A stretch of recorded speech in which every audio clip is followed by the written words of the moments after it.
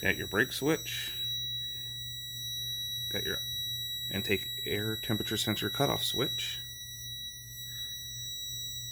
So when you hit the brake, the light is red.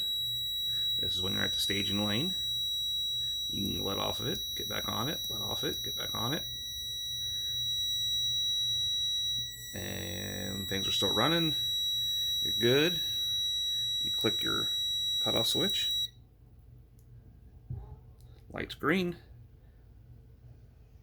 And you let go.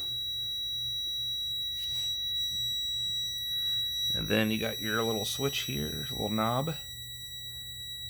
You can turn that a bit. Hold down your cutoff switch here for a few seconds. Let go, and the light will blink. 2, 3, 4.